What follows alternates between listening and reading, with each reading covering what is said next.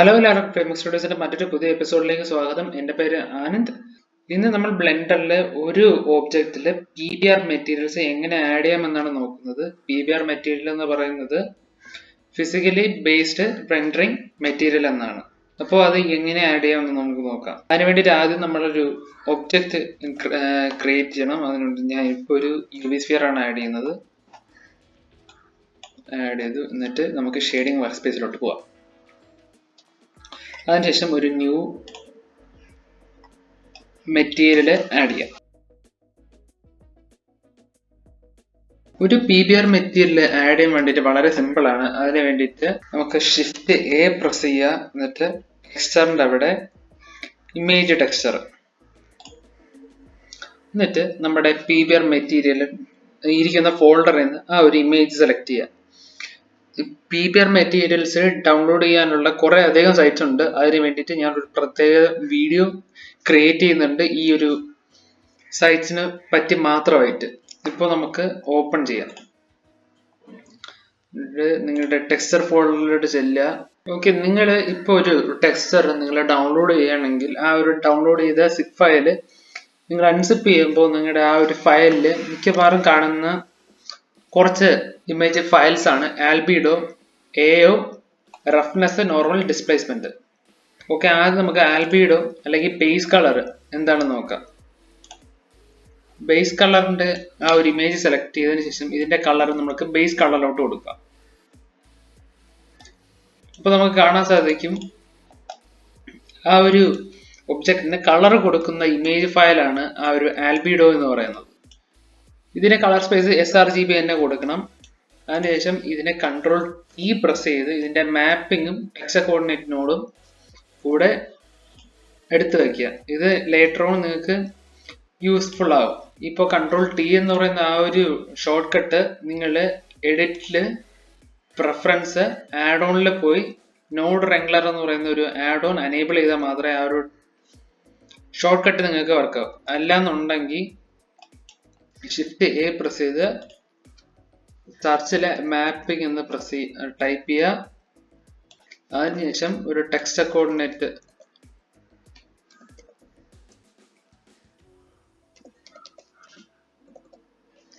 നോഡും കൂടെ എടുത്ത് അതിന്റെ UV ഇതിലെ വെക്ടറിലോട്ട് കണക്ട് ചെയ്യുക.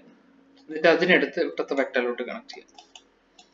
ഇത് രണ്ടും സെയിം ആണ്. ഞാനിപ്പോ ഈ ഒരു ഇത് കൊടുക്കുകയാണ്.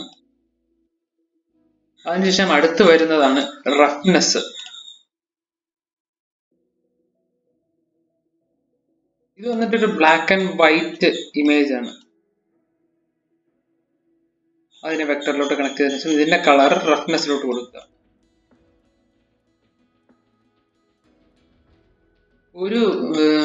ഒരു ഓബ്ജക്റ്റ് എത്രത്തോളം റഫ് ആണെന്ന് പറഞ്ഞു കൊടുക്കുന്ന ഒരു ഇമേജ് ഫയലാണ് റഫ്നെസ്. ഇതിന്റെ കളർ സ്പേസ് sRGB എന്നാണ് കിടക്കുന്നത്. അത് മാറ്റിയിട്ട് നോൺ കളർ കൊടുക്കാം. അതാകുമ്പോൾ കുറച്ചുകൂടെ നന്നായിട്ട് ആ ഒരു ടെക്സ്ചർ നമുക്ക് ഈ ഒരു എഞ്ചിനിൽ ഉപയോഗിക്കാൻ പറ്റും.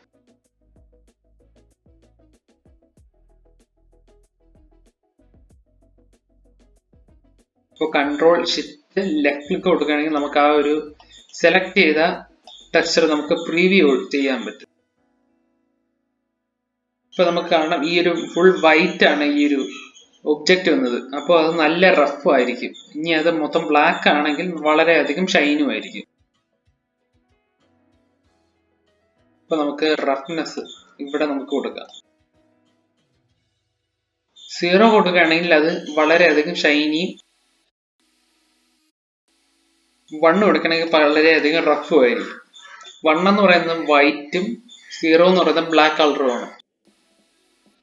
ഇതിന്റെ ഇടയിലോട്ടൊരു ഗ്രേഡിയന്റ് ആയിട്ടാണ് ഈ ഒരു റഫ്നെസ് മാപ്പ് വർക്ക് ചെയ്യുന്നത്. അപ്പോൾ ഇനി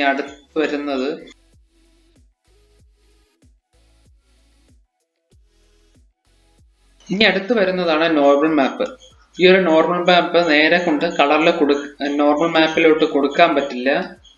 ഇപ്പൊ വളരെ ഒരു വിയേർഡ് ആയിട്ടുള്ള ഒരു എഫക്റ്റ് നമുക്ക് അവിടെ കാണാൻ പറ്റും. അതിന് വേണ്ടിയിട്ട് ഷിഫ്റ്റ് A പ്രസ് ചെയ്യുക. എന്നിട്ടൊരു നോർമൽ മാപ്പ്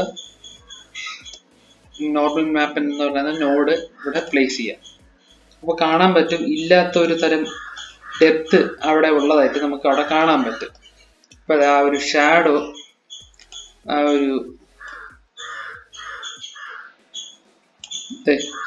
ഇവിടെ ശരിക്കും ഇവിടെ ഒരു ജിയോമെട്രി ഇല്ല, പക്ഷെ അവിടെ ഷാഡോ കാസ്റ്റ് ചെയ്യുന്നുണ്ട്. അതാണ് ഈ ഒരു നോർമൽ മാപ്പിന്റെ പ്രത്യേകത. ഇല്ലാത്ത ജിയോമെട്രി അവിടെ ഉണ്ടെന്ന് തോന്നിപ്പിക്കുന്ന ഒരു തരം ടെക്സ്ചറാണ് നോർമൽ മാപ്പ്. ഇപ്പോൾ നമുക്ക് നോർമൽ മാപ്പ് ഒന്ന് പ്രീവ്യൂ ചെയ്ത് നോക്കുകയാണെങ്കിൽ ഇതാണ് ഒരു നോർമൽ മാപ്പ്. അതുകൊണ്ട് തന്നെ ഇത്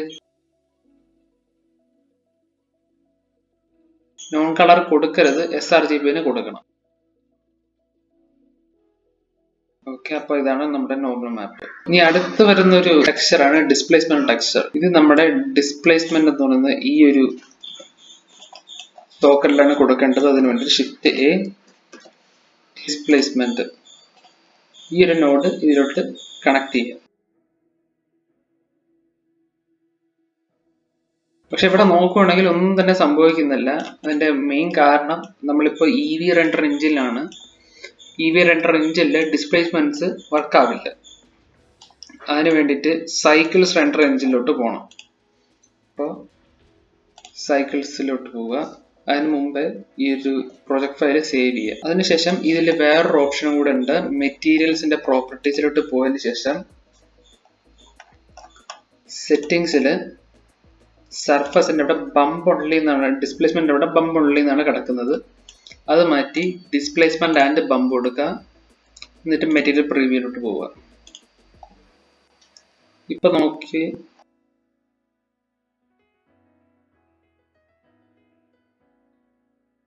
ഇപ്പൊ നമുക്കിവിടെ കാണാൻ പറ്റും ഈ ഒരു ഒബ്ജക്റ്റ് നേരത്തെ ഇരുന്ന പൊസിഷനിൽ നിന്ന് ഒന്ന് ഓഫ്സെറ്റ് ആയിരിക്കുന്നത്. ഇനി ഇവിടെ കളറിന്റെ ഇൻപുട്ട് നമുക്ക് ഹൈറ്റിലോട്ട് കൊടുക്കാം. അതിനുശേഷം ഈ sRGB എന്നുള്ള നോൺ കളറിലോട്ട് കൊടുക്കാം. ഇപ്പൊ അത് ഏകദേശം ആ ഒരു പ്രശ്നം സോൾവ് ആയിട്ടുണ്ട്. പക്ഷെ എന്നാലും കറക്റ്റ് ആയിട്ട് ഈ ഒരു ജിയോമെട്രി വരുന്നില്ല. അതിന്റെ മെയിൻ കാരണം നേരത്തെ ഈ ഒരു നോർമൽ മാപ്പ് ഇല്ലാത്ത ജിയോമെട്രി അവിടെ ഉണ്ടെന്ന് കാണിച്ച് അവിടെ ഷാഡോസ് കാസ്റ്റ് ചെയ്യായിരുന്നു. പക്ഷെ ഇവിടെ ഡിസ്പ്ലേസ്മെന്റ് മാപ്പ് ഇപ്പോൾ ഉള്ള ജിയോമെട്രി ഈ ഒരു ഡിസ്പ്ലേസ്മെന്റ് മാപ്പിന്റെ അടിസ്ഥാനത്തിൽ ഓഫ്സെറ്റ് ചെയ്യുകയാണ്. അപ്പോൾ കൂടുതൽ ജിയോമെട്രി ഉണ്ടെങ്കിൽ ഈ ഒരു ഡിസ്പ്ലേസ്മെന്റ് മാപ്പ് യൂസ് ചെയ്തിട്ട് കാര്യമുള്ളൂ. അതിന് വേണ്ടിയിട്ട് എഡിറ്റ് മോഡിൽ പോവുക. ഒന്നില്ലെങ്കിൽ സബ്ഡിവൈഡ് ചെയ്യുക. അപ്പൊ നമുക്ക് നോക്കാം, കുറച്ചുകൂടെ ഡീറ്റെയിൽ അവിടെ വരുന്നതായിട്ട് നമുക്ക് കാണാൻ പറ്റും. അതെല്ലാം ഉണ്ടെങ്കിൽ ഈ ഒരു സബ്ഡിവൈഡ് ചെയ്യുന്നതിന് പകരം ഒരു സബ്ഡിവിഷൻ സർഫസ് മോഡിഫയർ ആഡ് ചെയ്യാം. ഇപ്പൊ നമുക്ക് കാണാൻ പറ്റും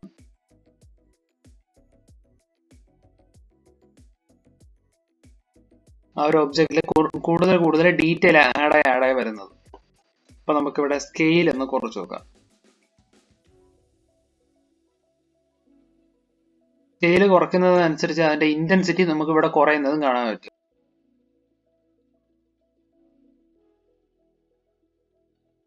ഇപ്പൊ നമ്മുടെ അടുത്ത് ചെന്ന് നോക്കുകയാണെങ്കിൽ ആ ഒരു ട്രീയുടെ ആ ഒരു സംഭവം അവിടെ നിൽക്കുന്നത് നമുക്ക് കാണാൻ പറ്റും. കുറച്ചൊന്ന് കൂട്ടുകയാണെങ്കിൽ അത് കുറച്ചുകൂടെ എലിവേറ്റ് ആയിരിക്കുന്നത് നമുക്ക് കാണാൻ പറ്റും. നമുക്ക് ഈ ഒരു ആവശ്യത്തിനനുസരിച്ച് നമുക്കിവിടെ വ്യൂ പോർട്ടിന്റെ സബ്ഡിവിഷൻ സർഫസ് മോഡിഫയറിന്റെ ലെവൽസ് നമുക്ക് കൂട്ടി കൊടുക്കാൻ പറ്റും. പക്ഷെ ഈ ഒരു ഡിസ്പ്ലേസ്മെന്റ് മാപ്പ് ഉപയോഗിക്കുമ്പോൾ നമ്മുടെ കമ്പ്യൂട്ടറിലെ സ്പീഡ് കുറയുന്നതായിട്ട് നമുക്ക് കാണാൻ പറ്റും. കാരണം കൂടുതൽ ജിയോമെട്രി ഈ ഒരു ഡിസ്പ്ലേസ്മെന്റ് മാപ്പ് നന്നായിട്ട് വർക്ക് ചെയ്യാൻ വേണ്ടിയിട്ട് ഉപയോഗിക്കേണ്ടി വരും. അതിന് ബ്ലെൻഡർ തന്നെ ഒരു ഈസി ഫിക്സ് കൊണ്ടുവന്നിട്ടുണ്ട്. നമുക്കിവിടെ റെൻഡർ പ്രോപ്പർട്ടീസിൽ വന്നിട്ട് ഫീച്ചർ സെറ്റ് എക്സ്പെരിമെന്റിലാക്കുക.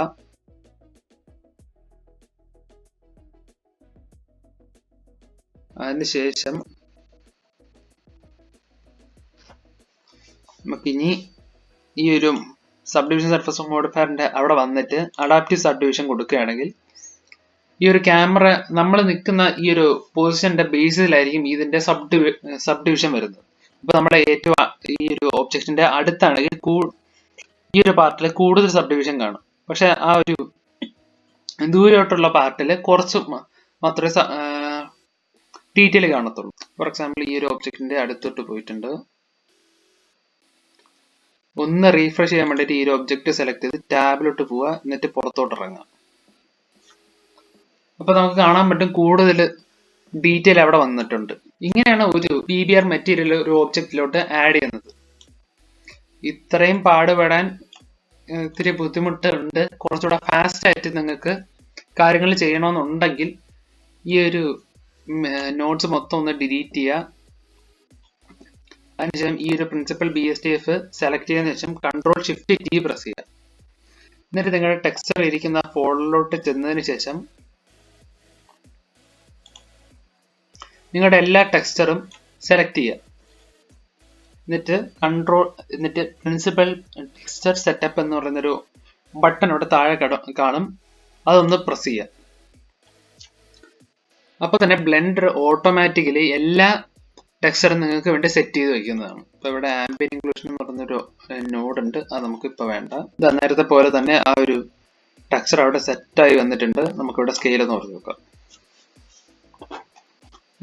എല്ലാം അവിടെ റെഡി ആയിട്ടുണ്ട്.